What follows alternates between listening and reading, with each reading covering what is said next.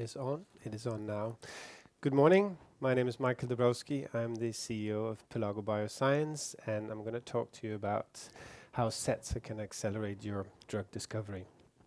Now, first I'm going to say target engagement. I'm going to say target engagement a lot because I do think it's very important when you develop a drug that you're actually hitting the target with your compound.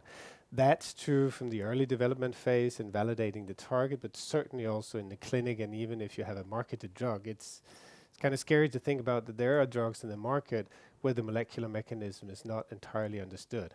And that is, of course, also a problem if you want to translate back into the lab to develop new and even better drugs that you don't know exactly how the drug is working. So target engagement is pivotal, and target engagement is what we measure with the technology that we have at Pelago Bioscience.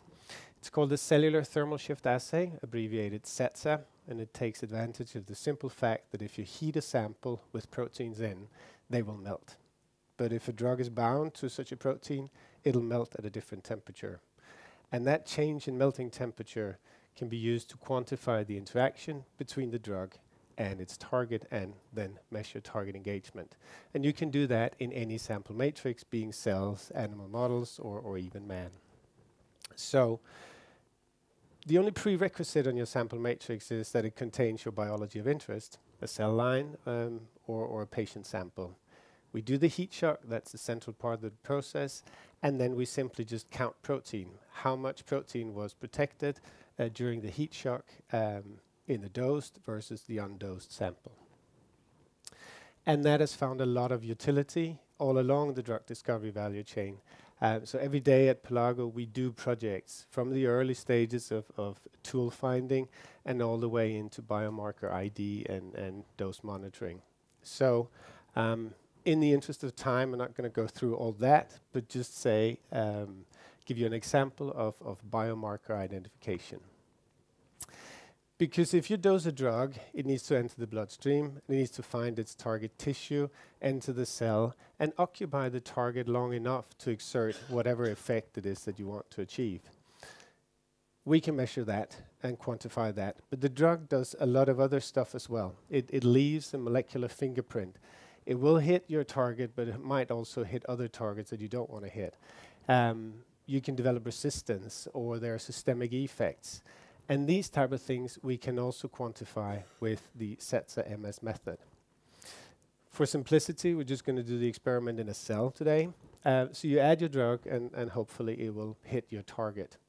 And then hours later, some phenotypic response is elicited. It could be the cells stop proliferating, for instance. But all the stuff that happens between your drug is hitting your primary target, and the effect is elicited is a signaling pathway of dimerizations, loss of interactions, gain of interactions, phosphorylations, etc. And that is that molecular fingerprint that your drug is doing on the cell. And that's the type of interactions that we can pick up, and in there might be your next predictive biomarker.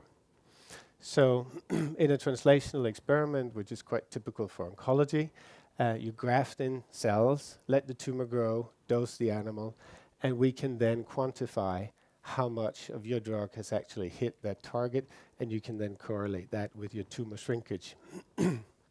That will enable you to speed up your development of the drug, and time is money. This is expensive. So if you can shave off a year or maybe a year and a half of your preclinical development phase, you could easily cut costs by several tens of millions of dollars. Now, I said that the sample matrix, the only prerequisite was that it contains your biology of interest. So you can do the very same experiment very early on in a human sample, for instance, a blood sample, adding or dosing your drug to that blood, now extracting the cells, and then doing that profiling I was talking about before. Or, as you enter into your clinical trials, of course you want to correlate then the response outcome and how much of that response outcome is driven by occupancy on your target. We can measure that as well. And that's when it gets really, really interesting, at least in terms of cost savings, because the later stage is the clinical development. That's the really expensive part of the process. These numbers of $1 billion US have circulated for a long time. And again, remember, we saved a year and a half in the preclinical phase. Ideally, if you do an optimized clinical study, selecting the right patients and knowing what a true responder is can easily save you years in the development phase as well. So now we're not talking about tens of millions of dollars of savings, but rather hundreds of millions of dollars saving.